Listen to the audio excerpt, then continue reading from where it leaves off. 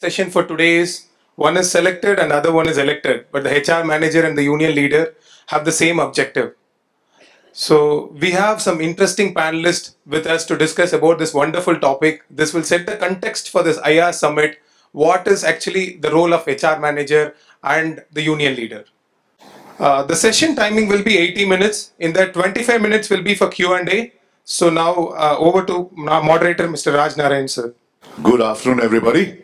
Right, the session before this was a very, very useful one, and it's also a very serious one. And I think talked about different issues that we could face or our loved ones could face. The immediately following that makes our job a little difficult.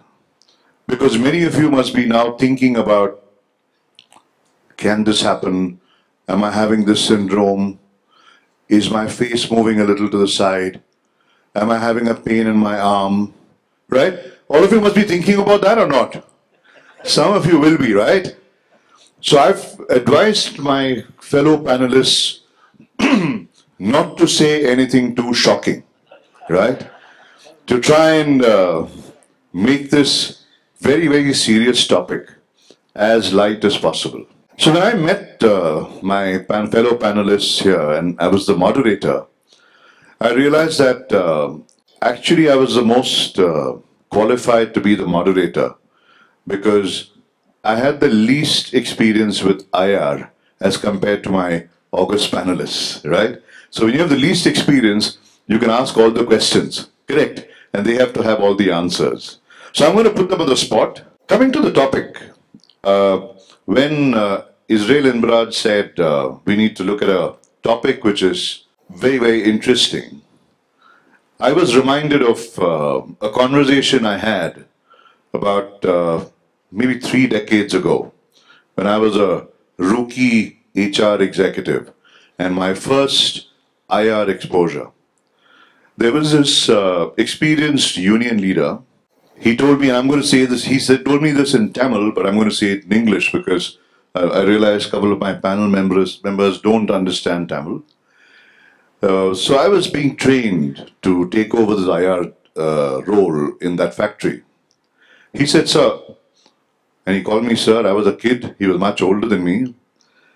He said, you've come to this job, this company has selected you.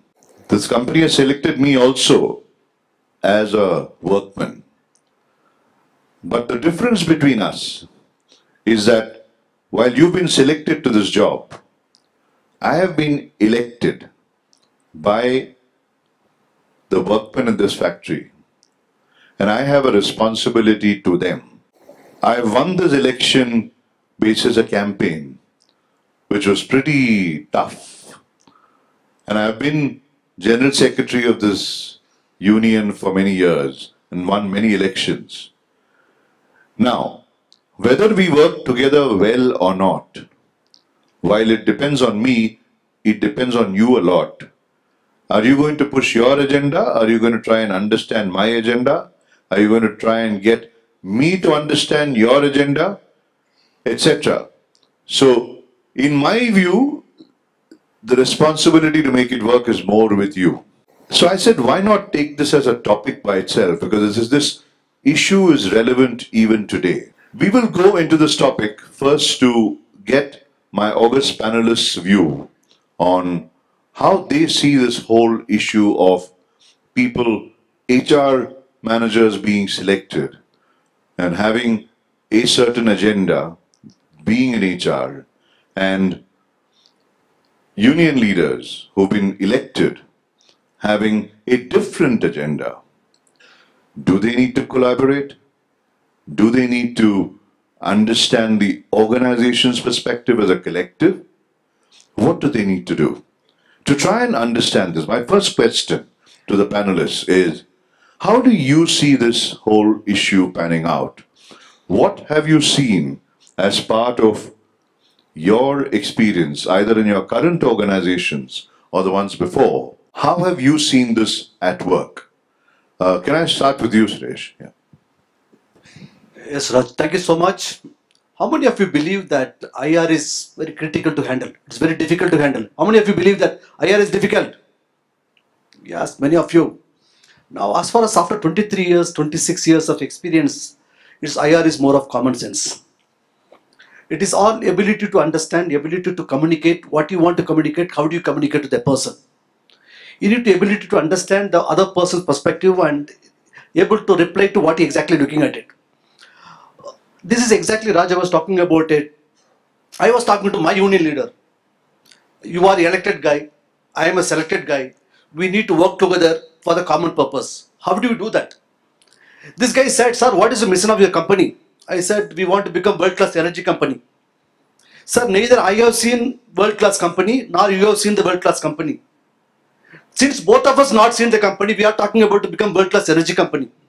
How does it make a difference? Now you are not able to understand the perspective of every review meeting. I was butchered. I have said that Suresh, we want to become world-class energy company. This Petronas refinery in Malaysia, which has only 27 manpower, we are talking about 100 manpower. As one fine morning I went to management, I said, this is something which I have not understood. What is world-class management? One fine morning we took all 77 of the union leaders by flight to Singapore. We shown them that what is Singapore refinery, what is Petronas refinery, all about it. How they operate it, how they manage, how the union operate with responsible behavior, how do we ensure that they make profitability. It is all happened by 7-day tour which I undertook with them to Singapore. It was a game changer for the organization today. Today we are looking at it, is the only company in PSU, which my previous company which I'm talking about it, last 18 years we never had a strike. 18 years, no strike. IOC went on strike, BPC went on strike, all the company went on strike. Today is the only company in India which talks about PSU company never went on strike. It is all about your ability to show your leaders that what is all about it.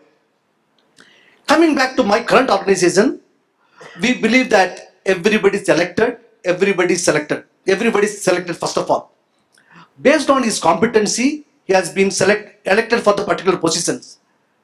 The selected person responsibility to identify who is being elected, identify the right time and ask him to manage what has been assigned for him. Now, as far as I am concerned, my perspective all about when we select the candidate, we select for the competencies. But when he joined the organization, he joined with the baggage. What is the baggage all about it? He come with mind, he come with body, mind, heart and soul. What employees wanted? Sir, do not exploit me. Sir, I have a mind. Treat me fairly. Use me creatively. Sir, I have a heart. I have a relationship. Treat me fairly. Sir, if you allow me to take care of this entire perspective, mind, heart and body, you can achieve the organizational objective. Now the organizational objective all about make the CEO happy. What is CEO happy? A CEO is a customer. E stands for employee. O stands for other stakeholders. If you all take care of this mind, heart, body and soul, and which will make your CEOs happy. This is what I want to conclude with that. Thank you, Raj, for bringing in this topic in this forum, because I think many of us who have spent decades in our profession probably have struggled to deal with the dynamics of employee relations, dealing with unions, dealing with other stakeholders, trying to manage situations, trying to ensure that deliverables are in place. And I think one of the reasons why we get into situations is because the two sides of the same coin have different mindset. So when it comes to HR or management representative and union on the other side, they are two sides of the same coin. But then one comes into existence because he has been selected by the organization to perform a role. And as Suresh mentioned, it is competency, I'll add knowledge, I'll add, knowledge about business in addition to HR, but anything and everything to do with what you have studied and learned over a period of time. And when it comes to the union leader, he comes or she comes with a mass base. So what happens is the individual is there because there is a workforce, there are a group of people, there are 700,000 whatever membership that union has, which has elected him or which has made him or her representative of their cause. So three things happen. The masses perceive that person to be strong enough to face the management and bold enough to take up the challenges. And that mindset probably plays in the mind of the union leader when he or she is interacting with you or negotiating with you. So I think it is very important to understand that when it comes to keep people in an organization who are part of this employee relation process, their frame of mind can be different, and hence their agendas could be governed differently by that frame of mind. As I've said, that competency is one, and capability for both the HR person as well as for the union leader. Competency perhaps is seen as one of the factors for HR people, and capability and electability and having the right agenda for the union leader. And for both, it's the mindset to make it work together that's important.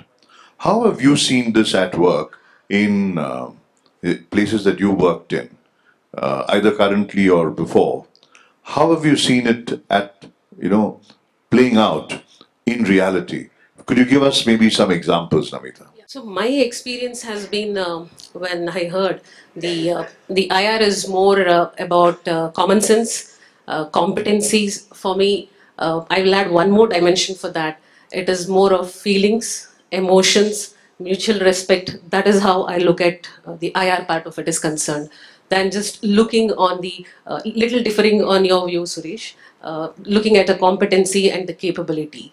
And when I look at the elected and the selected, what are the common things between them? Build the trust, build the relationship, develop the mutual respect. And the similarity I see is that both of them have to work for the welfare of the employees and organization. So that's where the elected and selected, the role comes here, plays. That they have to have a compatibility alignment to take the things forward for the organization and employees. That's my view, Raj, on this topic.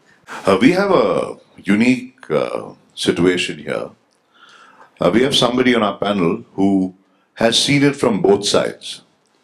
He has represented the employees on the Tata Employees Union in Jamshedpur with Tata Steel, or Tisco at that time. Subsequently moved to handling corporate affairs, HR, etc. with Honda. And when you look at it, Harbhajan, from having seen it from both sides, you've earlier been elected and then subsequently you got selected, right? How do you see it? What is your personal perspective on this? Thank you, Raj. Friends, actually first I was selected as a Mazdoor in Tata Steel. I started my career and my first job used to be to open the tap hole of the blast furnace and make the hot metal flow in the ladle. Then I became elected. I won the trust of my colleagues and they elected me as a shop floor representative in 1989. And from 1989 till 2006, when I left Tata Steel, I was the office bearer, I was the vice president for Tata Workers Union and president of many small unions over there, including All India Women's Conference Union. It was all female employees and they had reposed their trust on me. And when Suresh was talking of strike and when Namita said of trust, I feel that mutual trust and reciprocity, This is something which is the core of industrial relations. If I don't treat even my wife with respect, she goes on strike and stops cooking for me. So like how we deal with people, is it only a, like lip service, or are we doing it from heart? That makes all the difference. So far as the objective is concerned, yes, uh, union leader or the HR manager, both of them want the company to grow. Both of them want that the company should prosper. And I find that HR manager, he thinks that if the harmony will exist, company will prosper. There are possibilities of promotions for him. And for the trade union leader, the possibilities of getting re-elected and maybe in higher positions are there. So many a times, see, like I have seen both the sides. The power of the trade union comes from its power to create nuisance or to curb nuisance. If they are toothless, nobody bothers for them. So as long, and it is again a cycle. IR is a context-based activity. At what cycle of life does the IR exist in that particular place? I was with Tatas. Now Tatas, we didn't had any strike. For a number of years, there has been no strike. And Honda took me because there was a massive labor trouble in 2005 in Gurgaon. And the factory had closed down, and I was handpicked. I was with International Labour Organization on a ILO Danida project, and I had been working with them as a trainer. So I was called to come and break the ice between union and management. So when you see the undercurrents, see, at the end of the day, people desire to be treated as important, and especially those who are elected. For them, the desire to be recognized, the desire to be treated with importance is very high. Because if the management does not treat the union people with respect, then it becomes difficult for them to gain respect even at a lower level. And if that situation is not there, then the environment of confrontation is always existing. So in order to move from the environment of confrontation to collaboration, this whole cycle has to be done, and only then the peace, a point comes when both of them start focusing on the survival and growth of the business. But till that point has not arrived, till both function from a selfish agenda that we want to have the right, we have the right to manage, so people should just listen what we say, or the other party thinks that we have the entire mass with us, we can stop this wheel at any given point of time, then for some time, like they keep on tolerating, but then they create facilities at other places also, and they come up very strongly on such elements which do not have any intention of improving. So it is all cyclic and context based. Thank you. It's a very important point that you bring about creating trust and being fair. Yeah. And but if I were to go on this topic a little deeper, right? While we've understood the essential differences between people who are elected and selected, does this depend on external factors? For example, the context, right? We've seen the industrial relations situation changing in our country. I think we've had more strikes in the era when we were a scarcity economy, when we were closed. Yeah, and that's my feeling. I don't know what you guys think, right? I think we had a lot more confrontation then. Everybody was, and there was a lot of a cycle also of our own evolution. As we've got more prosperous as a country, and industry has become more, vibrant, I think there's been better understanding between the two sides. Second, does this factor of whether it is an internal union or an external union make a difference? Yeah. Third, does the factor of do you have one union or do you have multiple unions, does that impact this whole issue of trust? Does it impact the whole issue of collaboration? Does it impact mindset? Now, these are some of the questions I'd like to focus on in the second part or second segment of our conversation. So you could go, any of you could go first, right? I'm leaving it as a free-flowing thing. But I'd like you to give us examples of how you've seen this panning out, more than the concept. While I've explained the concept at the beginning, to make us understand this concept or of the context better, can we hear some examples from each one of you? Yes, Raj. Is single union, multiple union? Second, we are talking about how do we ensure that all of them are towards the organizational objective. Now, we used to have something called 17 unions in organization. Now, if you ask me, it is all whether it's a good or bad, it's all contextual basis. Suppose you have a single union, it's very difficult to, they are good, they know your culture of the organization, they know technology, they know how do you behave, how do you talk, how do you manage relationship, how do we follow certain practices in the organization. But the external union talks about the guys coming from power politics, he talks about he need to be recognized, he has a political agenda, he will come with different perspective what he look at it. See, we as an organization, we strongly believe that Wipro as a company, we will not do anything which is wrong. We always look at the three principles in our life. One is that we should be legally right, ethically right, and morally right. When we say legally right, if something which is legally right, I am eligible or entitled for doing that activity, I will go for and do it. Now, getting a productivity or improving the profitability, it's my responsibility. Now, when you come into whether it will do unethical practices, no, we as a company, we will not do that. We believe that everybody in this organization, which we call it Wipro First. What is Wipro First? People in this organization are expected to follow certain principles, which means that above me, organization is the top priority for me. If the organization exists, I am existing. If the organization is not there, I am not there. This is the mantra for Wipro success. Today we are talking about, we are 40 years old company. We have 16 manufacturing locations across the globe. We are existing in 4 continents. Our turnover per employee is per almost 1.2 crore per employee. This all Suresh, happens. if I can interrupt you for Please a minute. go ahead. If I were to look at this thing of how the agenda Yes. of the union leaders changes, Yes. you know, if, for example, you started with the thing of multiple unions, right? Yes.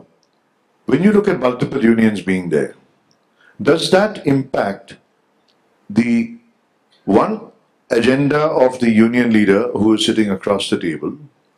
2, does that restrict him or constrict him or her from understanding the organization's objective? Like you said, it's very obvious. Yes, both sides have to see the organization's perspective, but that's sometimes easier said than done. Where have you seen it being difficult? Could you give us an example where, in a multiple union situation, you've seen this working better, when you've been able to actually win over the trust of the union leader, right? An example would help us to understand that better. Wonderful. Yeah. See, we have almost 20,000 employees in my previous organization. Now, the 20,000 employees, we are talking about bargainable categories of employees. Now, these guys used to be a militant union. They used to be something which are talking about agenda-based approach. They used to have something called, we will decide what to happen today in the morning in the premises. Now, we used to have some 17 unions. Now, we have had something called career development policy for the employees. When we are talking about career development policy for the organization, now we talked about all the employees will be classified into 3 categories. One is unskilled category, semi-skilled category, and skilled category.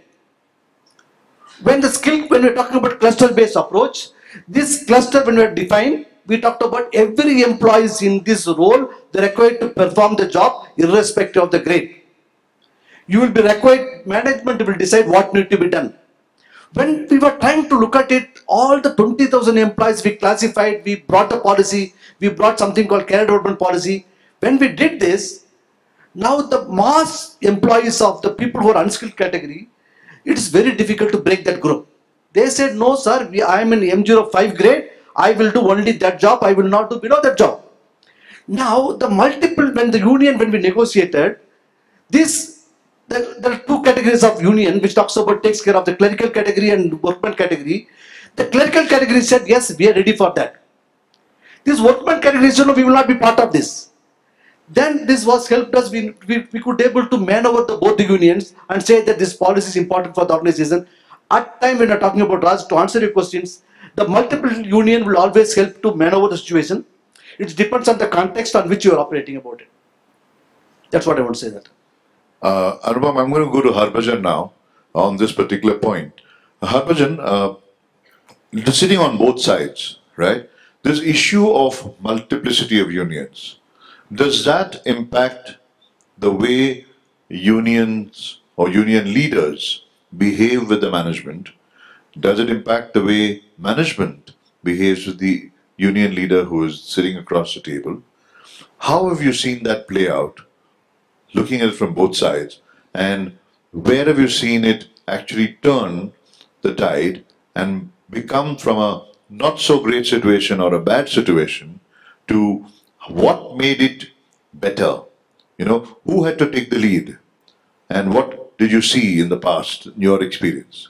When I was in my high school, there used to be one question every year in a subject called social studies. Man is a social animal, please explain. This was a statement by Aristotle. मनुष्य एक सामाजिक प्राणी है, अरस्तु ने कहा था.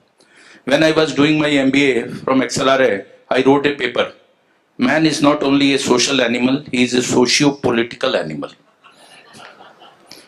So, whether you have a single union or you have a multiple unions, over a period of time, even within single unions, there are groupism, there are factions which get developed, and you need to manage all the factions and take them along to ensure that the organization does not loses. See, in Tata's, there is a single union. Tata Workers Union is a sole bargaining agent. It is a recognized union. It is affiliated to INTUC, but still INTUC does not have much interference there. External unions. See, like we have so many federations. So all the federations have their own affiliates which operate in different places. What happens is that finally you have to take the risk of trusting people. See, when I came in Honda, the situation was very bad. People used to be assaulted every Saturday. My first day in the office, and my union leader tells me, "Sir, आज बस parking area में फलाने गद्दार की कंबल पिटाई हुई है. A traitor has been beaten today in a bus parking area." So I asked him, "Boss, what is this traitor?" Means I used to hear it during independence. We had a fight, and there used to be traitors and all. So he said, "No, the guys who have worked during the strike inside the company, we have made their list and we call them traitors. And every week on the weekend, we thrash few people to ensure that the message stands clear that nobody has to side with the management." I said, "Don't do this. I'm the chief of industrial relations here. Somebody will get hit and you will all enter into problem." And they tell me, "देखिए sir, आप union background से आए हैं ना, इसलिए आपका थोड़ा लिहाज कर रहे हैं. नहीं तो यहाँ किसी HR मैनेजर की इतनी हिम्मत नहीं है कि हम लोग को ऐसे बोले." So I understood कि तो सीधे उंगली से घी नहीं निकलेगा. So then I made, see, trade unions are pocket-sized additions of social politics or the political structure. So I made the list. Okay, tell me how many employees are there. They said 2,000 employees. So, okay, who belongs to which community, which region? I made all those lists. Because I know the trend, how the voting takes place, what is the political arithmetic to power. I am an insider, I know everything. So then I told them, okay, give me the list. Who are the influencers or the troublemakers? Who are negative people, who are positive people? And then I came to know that there is a set of negative people only, a small set of negative people who are getting involved in all these activities. Now, what was the solution to this? So what I did is, first I got in touch with all the associations. This guy is the president of Jat Mahasabha. This guy is president of Yadav Mahasangh. So I made relationship with all of them. And one fine day, one Jat boy was assaulted. Now in Haryana, Jat is a very dominating community. So like I called the president of that community. I said, यार तुम क्या चीज के president हो जाटों के? देखो तुम्हारे आदमी को कूट दिया. And he says, is it? मेरे को उसका एड्रेस दीजिए. So I gave him the address and name. The guys go to his place and he was so afraid. He said, no, I will not go to police to lodge an FIR. They have already declared us as untouchables in the organization and traitors. They will make my life further difficult. So they said, if you don't go and report in police against this assault, we will boycott your family from the community. So under that pressure, this guy goes in the police station. The police rounds off some 5-10 people who were known troublemakers. And then in the morning, the police leaves them with a personal bond. If you guys, you are IR guys, you know how the police functions.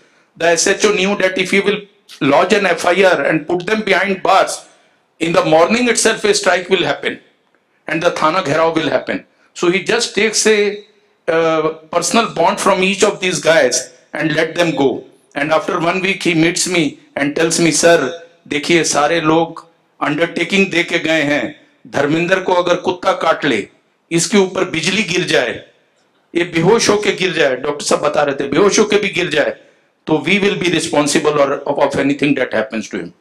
And that guy comes back in the organization. देखा मेरे को मारा था ना, अभी ठीक हो गया. Today nobody hits anybody in that organization. So that is a wonderful example. Yes, Namita. Raj, I have an experience to share to pick up from where Harbhajan left. He said, you should take risk of trusting people. I have a very wonderful experience to share here. I'm a lawyer, I'm from law background, and then I got an opportunity to become a HR. The first opportunity in HR was to set up a plant. So each and every employee, it was a greenfield project. I picked up, I selected for 4-5 years. So you know, when you are a HR, you are selected and you have the kind of the power, the enthusiasm that you have brought the people, you have set up this. So I was in that Josh. Then came one day after 4-5 years, a notice from C2 Union that we have formed the union. So that was a time for me to trust my people. As Harbhajan said, what should I do? So consulted some of colleagues, seniors, and the feedback I got is this plant will be shut down in 2 years. C2 Union, external union, internal union is still able to manage. But a C2 union known for strikes, problems, how are you going to manage it? Namita will just tell you that I think you should inform your management not to invest more on this, set up one more plant, move to the other plant. Did discuss with my then manager, and we said, we have a very good experience with our employees. We have recruited them. We know them. Let's trust them. And we invited the C2 leader. He was surprised. And we said, we are recognizing you. He said, what? We said, yes, we are recognizing you. And this notice also came after we had implemented the merit increase. We had given 40% increase. Here, going back, the desire for importance was met. That was the first thing. Then second, the trust part of it was built. Today, when we started that business, it was around 500K US dollars we were doing. And today we are doing around 25 million business. Since last 8 years, not even one single incident of any discipline issue, any non-cooperation. What did we do throughout this process? We are very open, transparent, and communicative.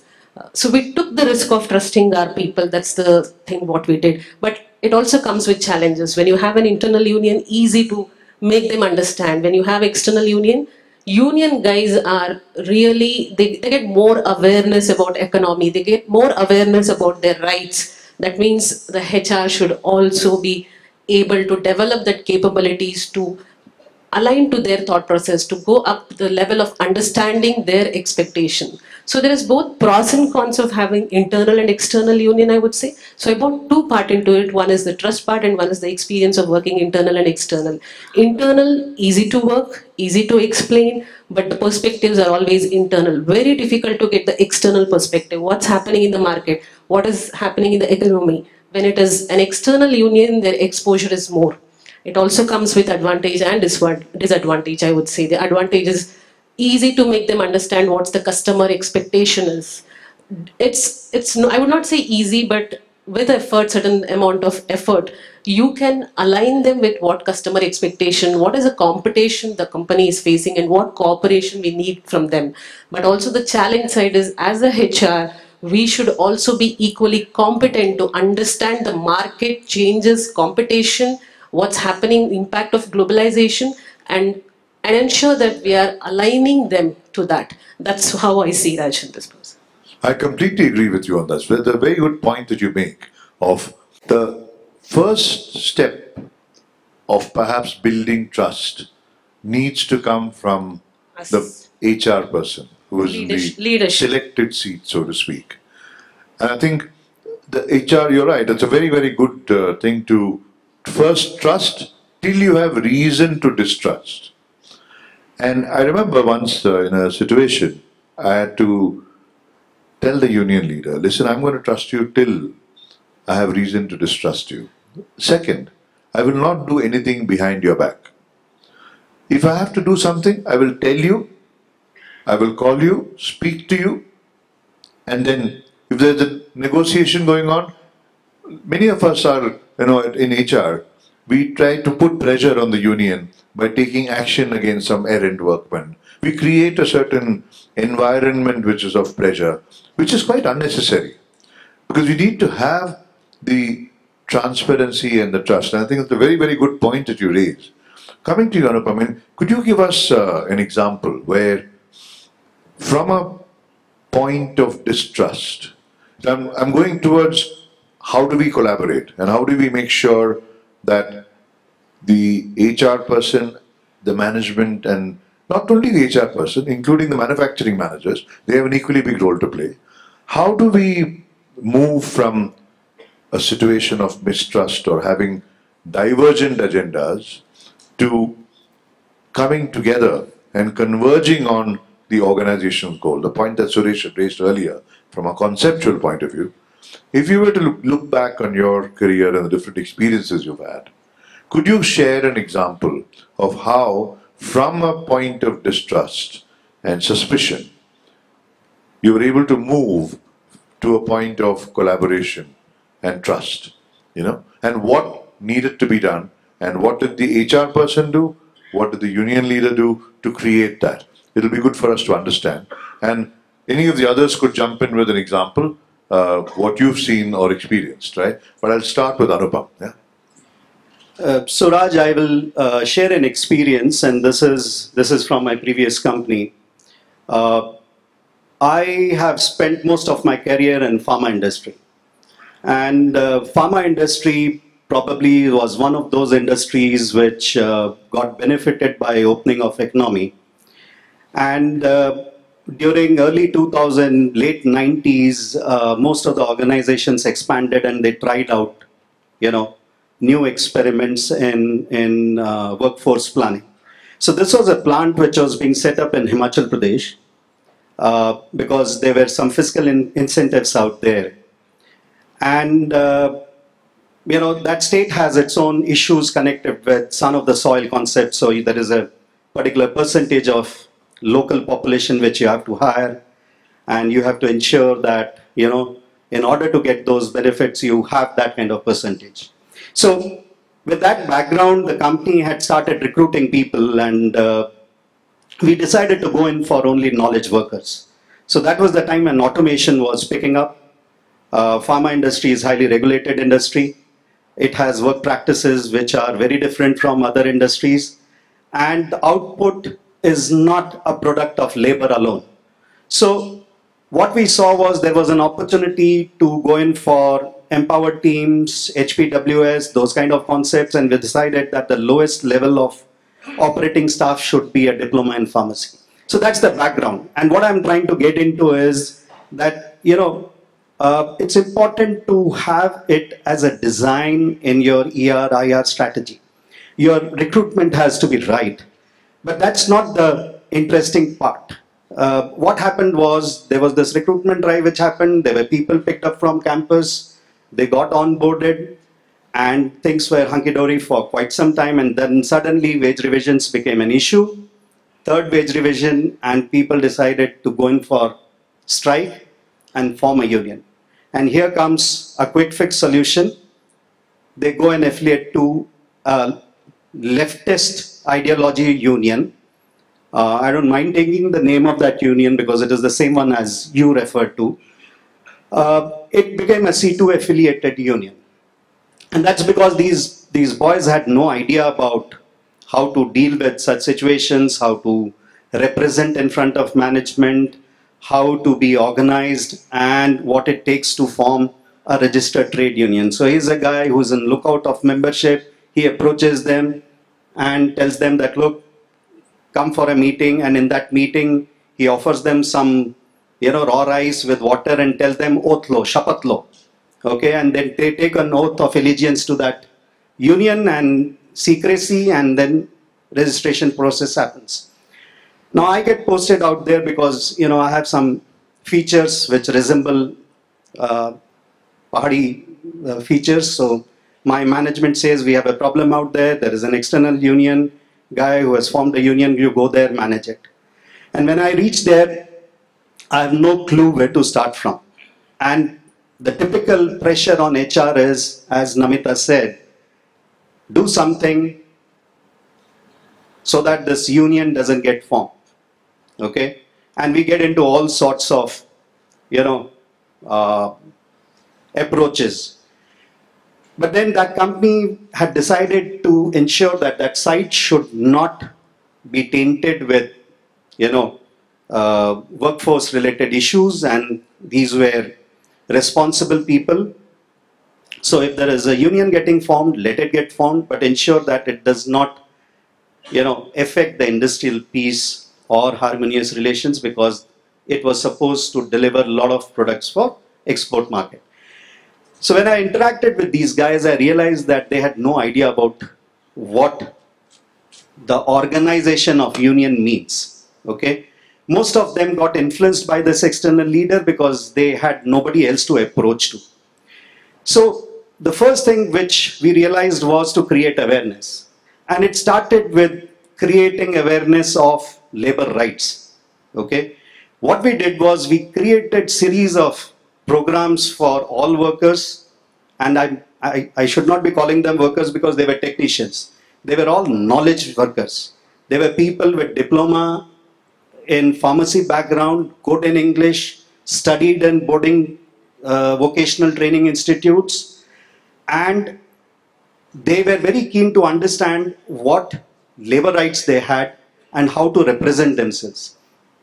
They realized during this process over the next 6 months that the guy who was leading them was actually an 8th pass, and who was basically a driver in some company where things went bad and there was a union which got formed and he was fired, and that was the guy leading them. So here are diploma in pharmacy, vocationally trained people being led by someone who is uneducated. But then, to our good luck and to that union leader's bad luck, what happened was, one fine day there was a strike in a beer factory nearby which was led by C2.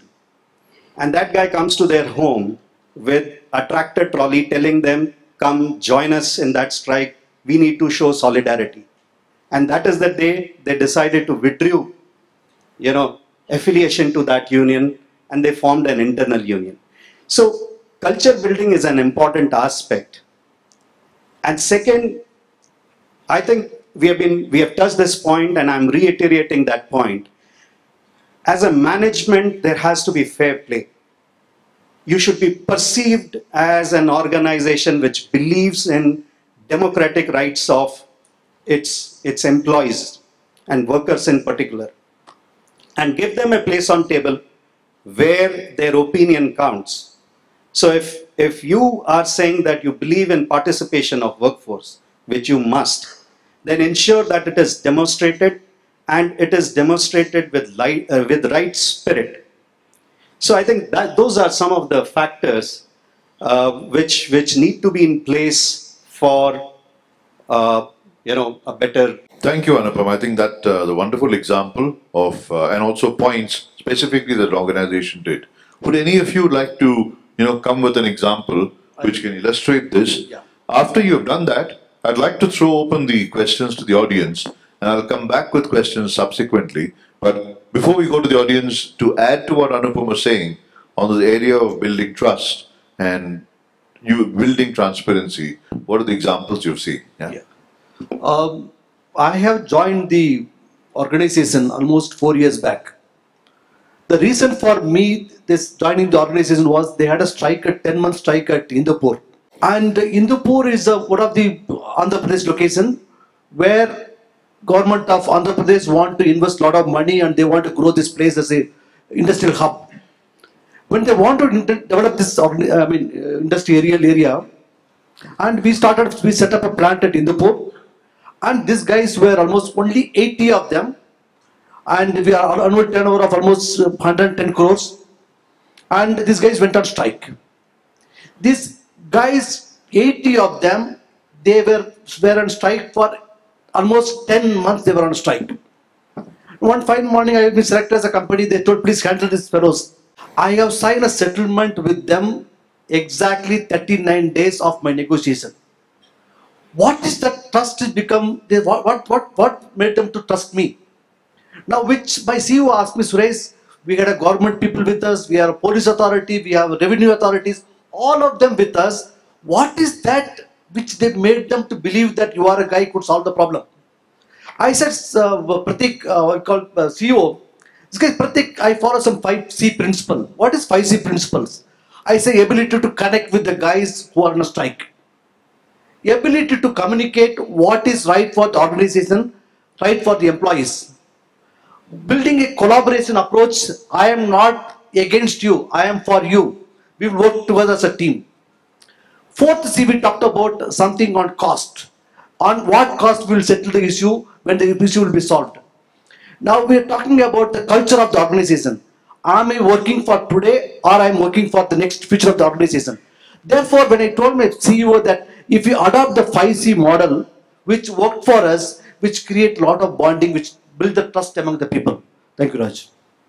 Thanks, Suresh. Harbhajan? Yeah, I have to tell my friends who are in IR that don't be too straight. The tree which is the straightest in the forest is the first to be cut. Organization needs effective people, yeah. They do not need good people. Be good. That is a inherent. That is given. That is basic hygiene factor. But don't be stupid.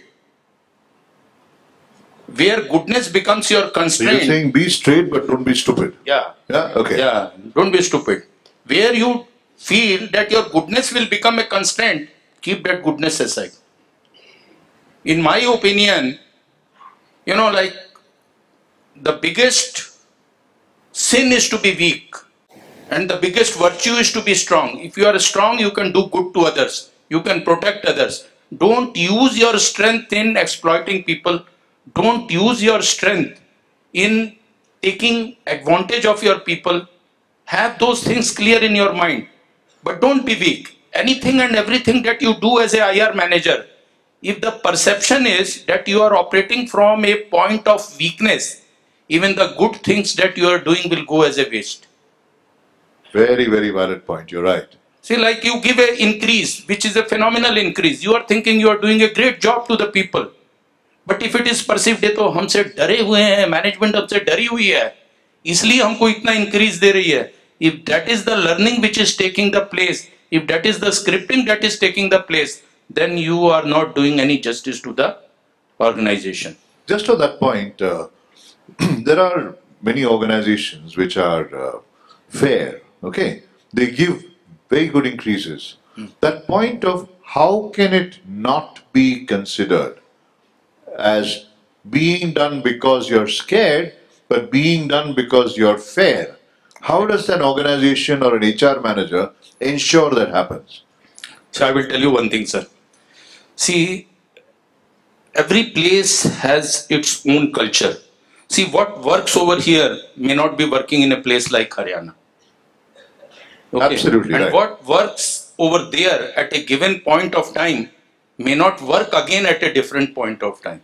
Because everything is very dynamic. So many a times I met a friend from an organization, we were in some conference. He said, हमारे यहाँ तो workers इतने अच्छे हैं कि किसी की मृत्यु हो जाए तो अर्थी को कंधा देने के लिए लाइन लग जाती है. I told him, my friend, you come and work in Manesar. अर्थी को कंधा देना तो छोड़ो, तुम्हारी अर्थी निकालने का ये इंतजाम कर देंगे. Because if the learning has happened कि हम डंडा चला करके डरा के मैनेजमेंट को we can get the things done. Means when I had joined, people were so scared that nobody was issuing even an advisory letter to somebody. And year before last, there was one guy who slapped one of my executives. So I was traveling somewhere, the phone call came to me, sir, he has slapped the executive on the shop floor. So I said, okay, terminate him without any domestic inquiry. So our retainer was there. He said, sir, you know, if we terminate him without a domestic inquiry, he will definitely come back. There is a Supreme Court ruling. Then I said, आपने वो picture देखी थी गब्बर सिंह की शोले, बहुत famous picture थी. उसमें वो क्या बोलता है विलेन, जब तक तेरे पांव चलेंगे तब तक इसकी सांस चलेगी.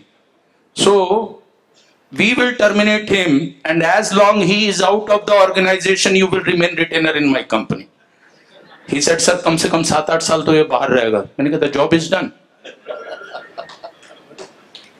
And thereafter, for 2.5 years, there was no assault. Recently, it has again started happening. And again now, because I am not directly looking into things, I am a whole-time director on the board. So, means again like we have again started going into those processes of domestic inquiry and all, where the rule of law could not prevail, where there is mobocracy, which believes that we can. A guy was killed in Maruti, means general manager was burnt alive. So when you have to deal with people like this, means you should know when to where to stop, even in your fairness. See, when I joined, see, I tell you, I used to go to every hospital. We have a medical policy, sir. But what you're saying is something else. If one person breaks the law, it is fair for the other person to also break the law. Is that what you're saying? What I I'm am being saying is provocative, a what little is deliberate. required to set the things right. Many a times the processes finish us off and do not allow us to correct the environment or correct the culture. Once a culture gets spoiled, see, sir, if you want to bring a greenfield project, see, we started in Manesar, we now have factory in Rajasthan, we have in Karnataka, we have in Gujarat, we have in different places. I deal everywhere, means, and we know people are people on this earth, and especially in India, whether it is north and south, the basic core of the breed is same. Value of haram is very high. पूरा पैसा आधा काम, this is my nara. Sir पैसा ज्यादा दिला दीजिए, productivity बढ़ाना थोड़ा मुश्किल है. And the Japanese who come, they ask me, what is this? We are only asking 8 hours work. We are paying in my factory in Manesar, we are the highest paid. 87,000 rupees is the CTC of the people who work over there. If a guy dies, even on a normal death because of disease, the family gets 55 lakh rupees as compensation. You would have not heard of these things, these facilities which the organization extends, and spill that indiscipline on the peak. जब settlement sign होता है, for few days बोलते हैं हम सीधा चलेंगे. I remember हम लोगों के पहले ये alcohol sensors नहीं आए थे. टाटा स्टील में first aid station होता था. If somebody would be caught saying कि तुमने शराब पी है, तो हम लोग चौक से एक दागी खींचते थे for 10 feet, and we used to ask him walk straight. कि कोई पकड़ में नहीं आता था. Everybody used to walk straight. So what I mean to say is also keep in mind the business, yeah. HR people, IR people, we need to understand how the business will function. Understand where the business is at this point of time. We should not just believe in appeasing policies. Being good, being considerate, being helpful, being cooperative, all is fine. But there are times when you have to do the cost cutting things, when you have to tighten your belt. You have to go with the organization. Thank you for that perspective. Can we, does the audience, anybody in the audience have a question? Can we go to the audience for questions? And maybe if we can have some mics passed around. And now if you see somebody, I see any hands going? There, right at the back. Huh? Oh yeah, gentleman there standing up. Yeah. Yeah, yourself, yeah. Could you just give us your name and the organization you're working in and the question that you have, yeah? Yeah. You stood up and then sat down again. I got the mic. That might be the reason. Okay. No, I got the mic. Shall I start or you want him to start? Good work. Yes, sir. My name is Manjunath. I work for Science Limited. Yes, today discussion, wonderful discussion. Selected and elected. Normally, the fundamental error, the fundamental principle, the fundamental mistakes may be the always the selected weak and elected strong. It came from the Indian politics, I believe that.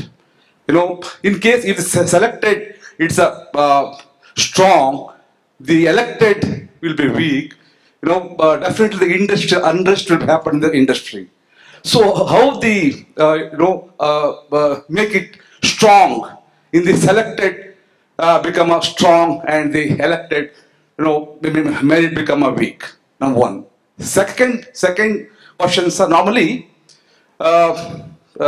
we used to say as a first principle, it applicable to the HR and IR manager.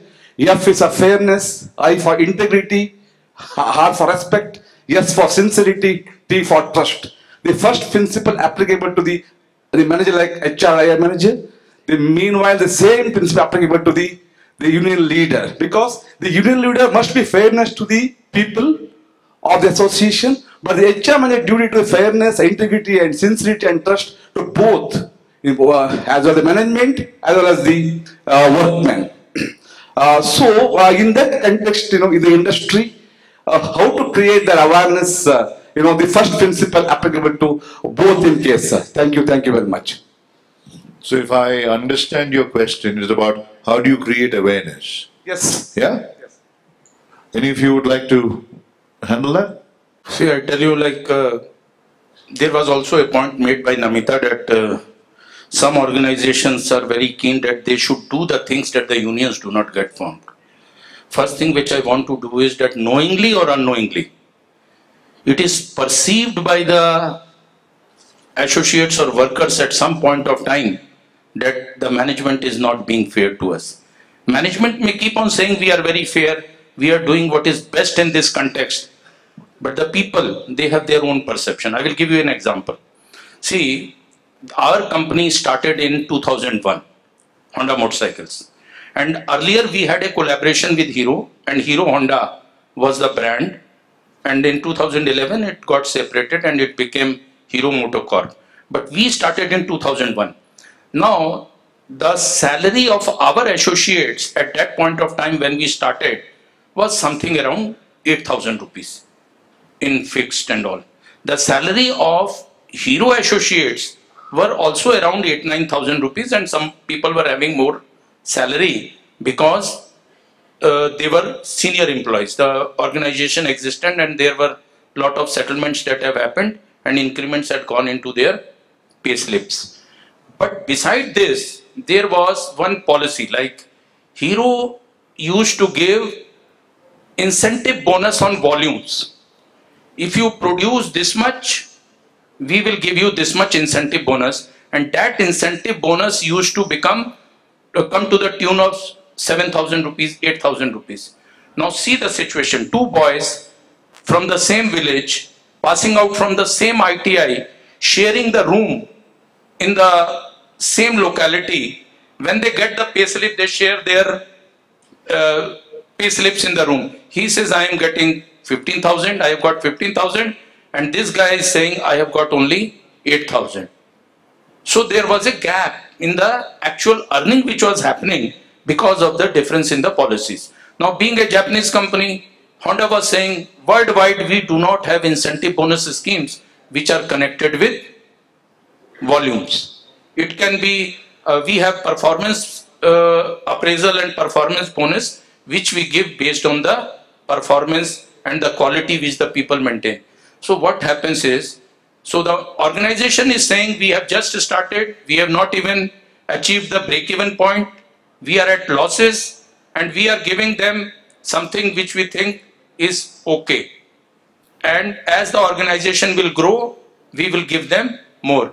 But the perception is management is a big exploiter. There the person is getting 14,000 rupees, 15,000 rupees, we are getting only 8,000 rupees. So it is not whether you are exploiting or not. When the perceptions creep in that you are being exploited, then unions get formed, and it is not possible that you will not let the people to organize. There are some Korean organizations, LG and all. They don't allow the union. Worldwide, they don't allow the unions to get formed. Here also, the LG operation of India creates more profit than the entire global organization that they have. And there also there is no union till date. Almost 20 years or more they are in existence. But they have a very robust HR wing. Maybe their number of HR professionals is more than the number of executive members and the voters taken together. Mostly the selected want to control the elected, whether they want to control the elections also. That's in the short term that we call as a management union. Now, as Anupam said that a lot of knowledge workforce is entering into the industrial sector, is it the thing that it's wise that the management should think about that we don't peep into the bedrooms or affairs of the unions and then leave the leadership to emerge organically, so that over a period of time that we have a healthy management and a healthy labor force kind of system. I want to know what is the take of the panel on this. And the second subsidiary question for this is, that is with the HR managers and as well as the workers representatives. In my experience, the labor is willing to reform, but the management, that is HR, whether they are willing to reform or not, that's a very big question, because the labor has adopted most technology aspect and all they have adopted, and they are working, they are giving higher productivity also. But how far the HR manager is tuned to the present day requirement is a question that I want the views from the panel, because as I observe, that is the HR manager is more loyal to the king himself. This is the kind of a question, whether it is the time that we shake up our conventional thinking pattern and how to set the industrial relations climate in a different setup, and whether, I want to know the views of the panel on these two questions, please. Thank you. As a IR professional or a HR professional, one big important thing or a mistake that we do is we don't update ourselves on the business side of it. So we keep updating ourselves on the legal side of it, on the HR side of it, but business acumen and critical thinking is very important.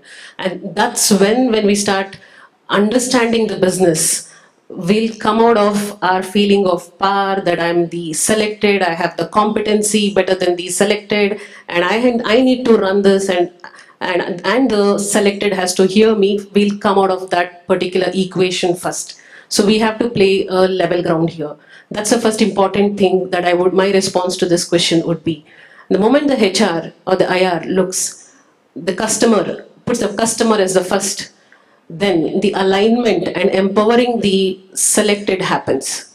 But the foundation for that, according to my experience, is the values of fairness.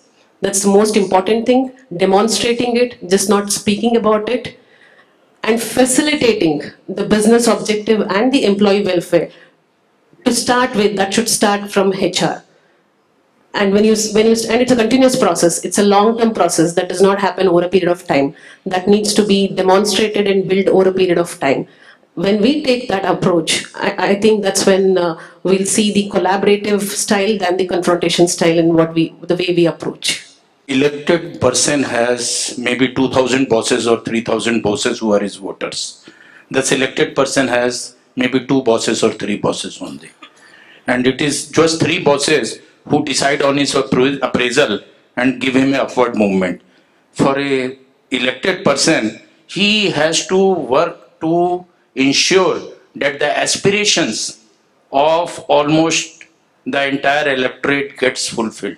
So the job of a elected representative is much, much more difficult than the HR managers. And I tell you, I have come across several union leaders whom I found to be very well informed. They read a lot, they know ins and outs of business, and they can give very valuable advices. So the arrogance of being the power as an organization should not be there. There should be a collaborative approach. I remember Mr. Vijay Gopal used to be the president. He was a freedom fighter and Rajya Sabha member. He was from Chennai, 78 years old man. Father finally was eliminated by mafia over there. But he was a man of such a standing that even J.R.D. Tata and people like Ruzi Modi and all used to respect the even if I would do a settlement, our system was that as a vice president or general secretary, if I sign a settlement, the settlement will not get effective till the president of the union vets it and approves it. Now Tata Steel is a big organization, maybe 20, 30, 40 departments. You could somehow manage and manipulate and all and get some very good, increase for a particular group of people. When we will take it to him, he will say, you are doing this for this particular department. What will we do for all the other people who are there in the organization? So just like not that mindset that how to get more and more, but that mindset that what should we withdraw that will keep the organization healthy in the long run. If that mindset is there for the union, I tell you, union is highly respected and it is always appreciated. As my first statement was, if they have the power to curb nuisance, they are highly respected. And as long as they keep on creating nuisance, they are highly hated. And this comes over a period of time. Now, Tata Workers Union is completing 100 years of its existence on 7th of March. So today only the invitation has come that we are completing the centenary year. So please come and join us. So the thing is, if that partnership exists, if that confidence in each other exists, then the life becomes easy.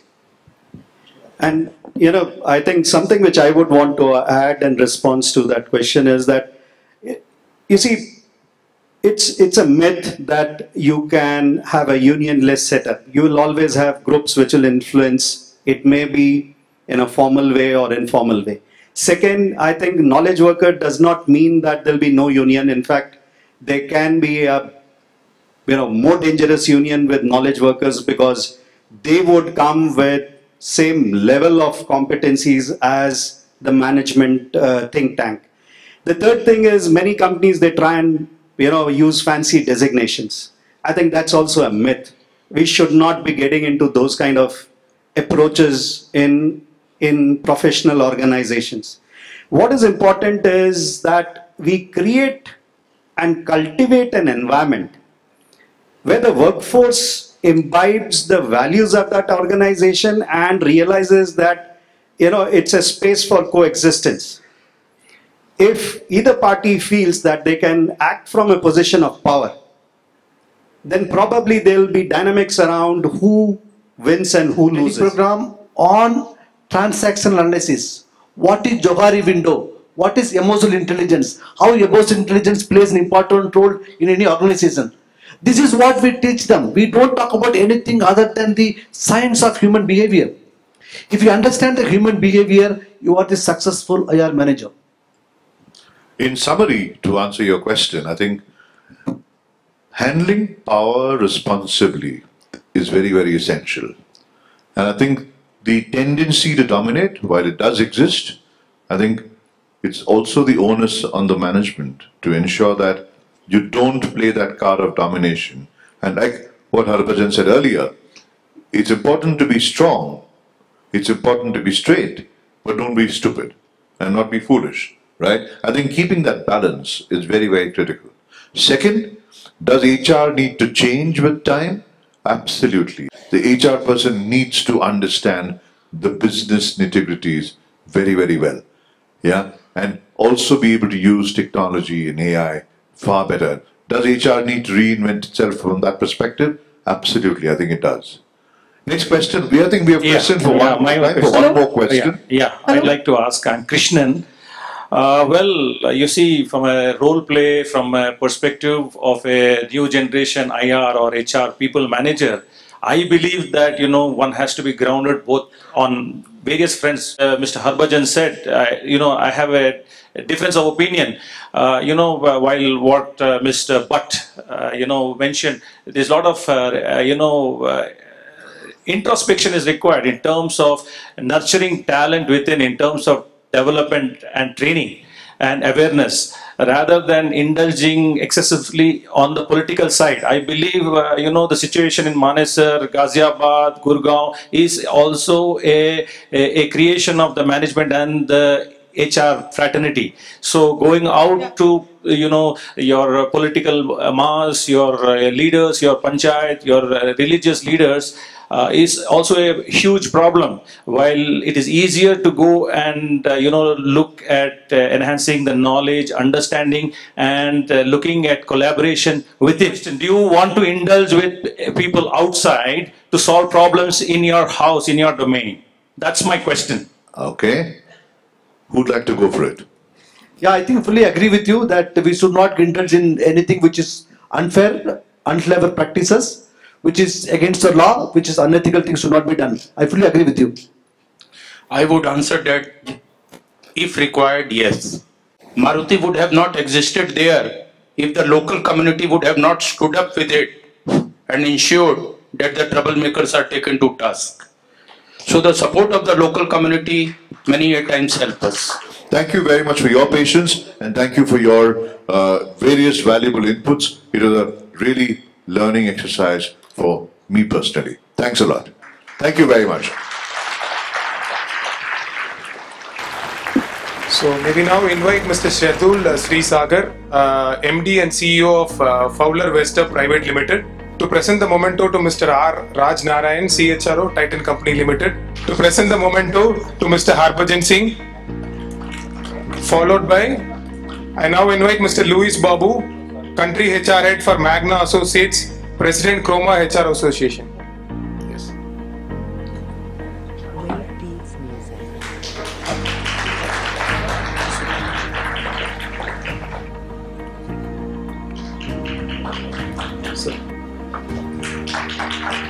Island Laboratories Hosur to come up on stage to do the honors, please. Sir.